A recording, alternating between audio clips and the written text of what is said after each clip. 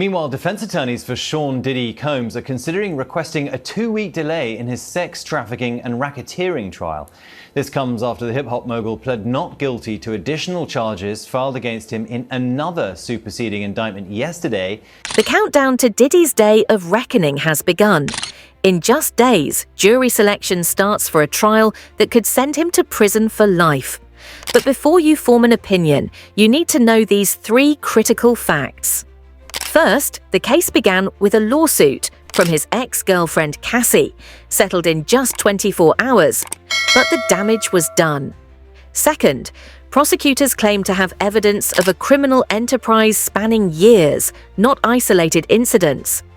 And third, despite his legal team's desperate attempts, the judge has refused to delay proceedings.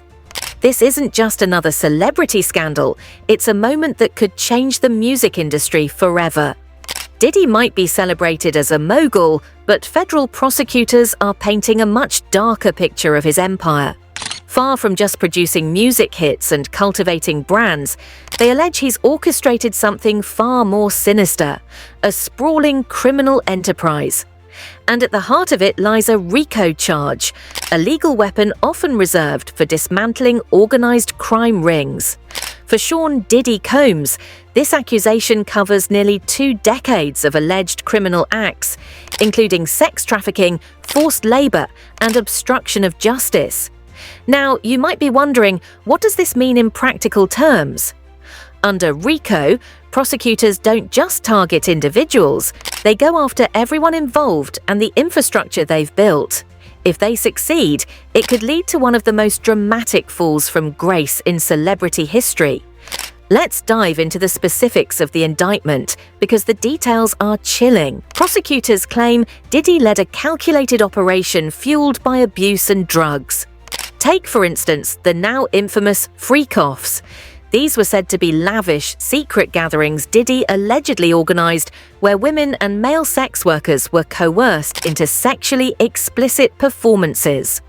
Witness accounts and evidence submitted by investigators suggest that these weren't simple parties, they were productions. Drugs were allegedly handed out liberally to ensure participants were compliant, and victims were reportedly subjected to a suffocating mix of physical, emotional, and verbal abuse to intimidate them into participation. According to prosecutors, this wasn't spontaneous behavior, it was methodical, designed to exploit and control vulnerable people. But where does this case start? Everything began to unravel late in 2023, when Diddy's former girlfriend, Cassie Ventura, filed a shocking civil lawsuit accusing him of trafficking, assaulting, and abusing her over the course of their relationship.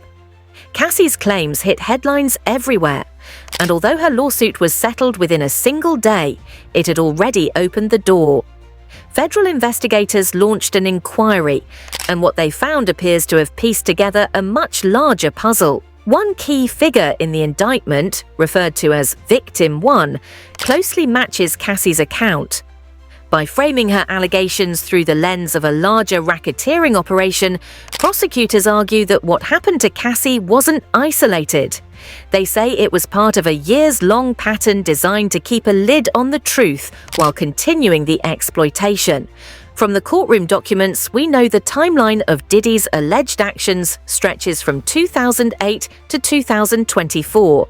This includes allegations of sex trafficking by force, fraud, or coercion, as well as transporting individuals across state lines to engage in prostitution.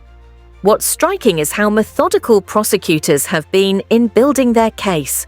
Through superseding indictments, they've added new evidence and expanded the timeline, each escalation making the accusations even harder to dismiss.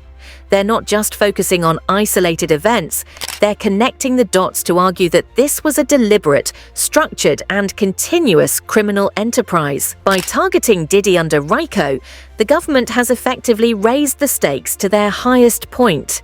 If convicted, he faces life imprisonment, not just for individual crimes, but for the system they claim he built and maintained.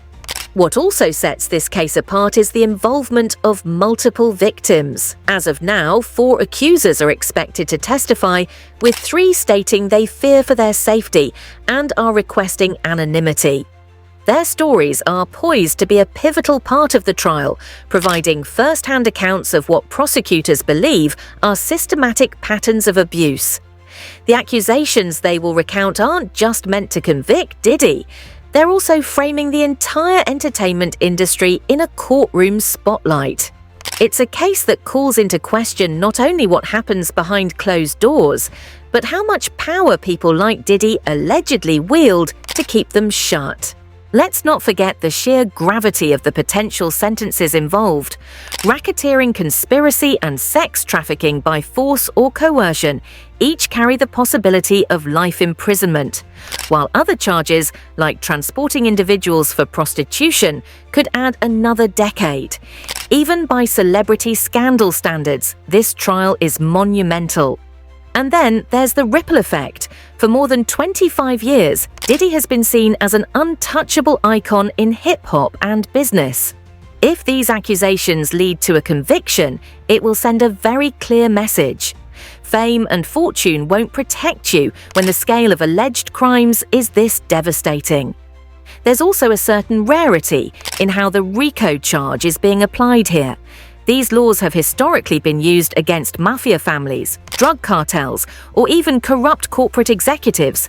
But taking such measures against someone in the entertainment world is almost unheard of.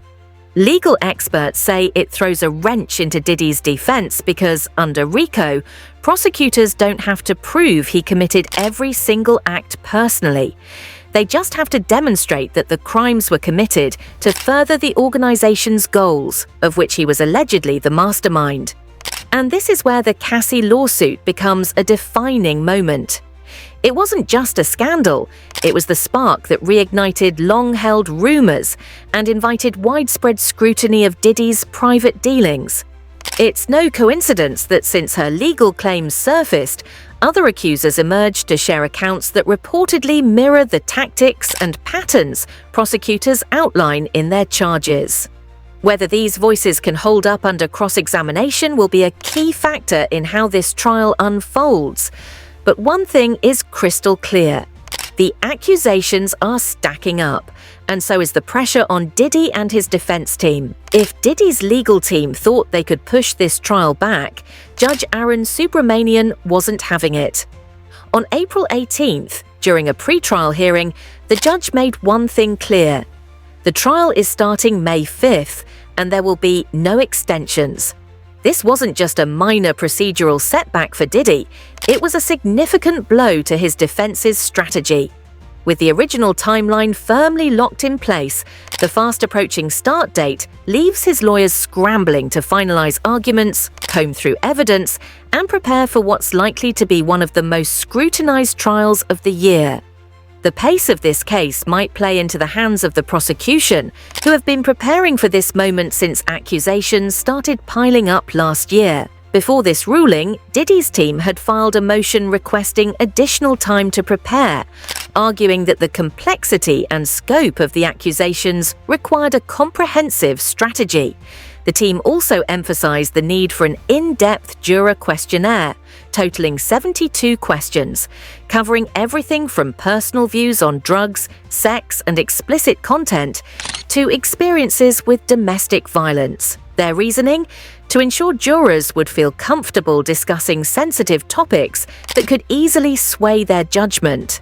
However, prosecutors strongly opposed this, dismissing the questionnaire as excessive and unnecessary. They argued that any issues with jurors' biases could be addressed during in-person questioning. This back and forth over jury selection speaks volumes about the stakes of this case. Diddy's defense team seems laser-focused on shaping the jury pool to their advantage, likely in an effort to deflect attention from the uglier details of the accusations. But the prosecution sees this as a ploy to confuse and delay, a tactic to buy time and possibly extend the pre-trial process.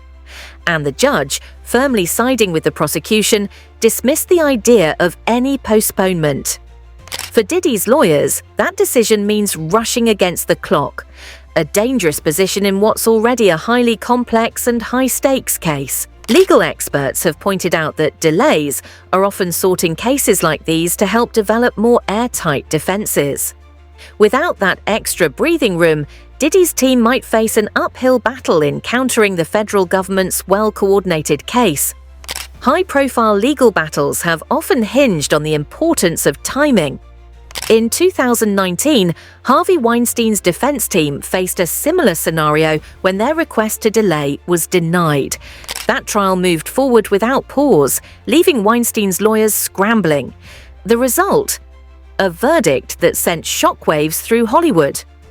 What we see here with Diddy is a similar denial of a delay, a choice that history shows rarely bodes well for the defense. Legal analysts say this trial could mirror those ripple effects, not just for Diddy, but for the entertainment industry at large, as the spotlight shifts to power dynamics, exploitation, and accountability. And Diddy's defense knows it's playing for more than just his freedom. They aren't just challenging the allegations, they're tackling the very narrative surrounding the trial. In recent filings, Diddy's team has pivoted hard, claiming the charges are a result of racial discrimination.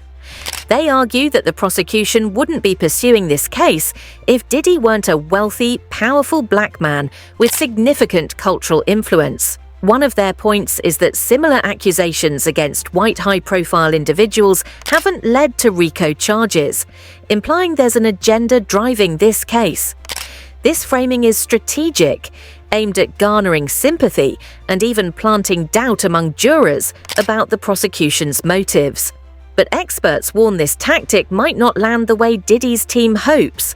While claims of racial targeting do resonate in some cases, they need to be rooted in strong evidence to sway a jury effectively. Otherwise, there's a risk of it coming off as a deflection, an attempt to sidestep the weighty allegations in the case. The jury will likely have to weigh this argument carefully against the testimonies of accusers, whose stories have already painted a harrowing picture of manipulation, coercion, and abuse. If the jury aligns itself more with the accuser's experiences than with Diddy's claims of discrimination, this argument could fall flat or even damage the defense's credibility. The courtroom strategies aren't the only layer of drama here, though.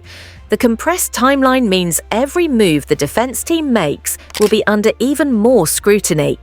Prosecutors have had months to interview witnesses, collect evidence, and craft the narrative they'll present to the jury.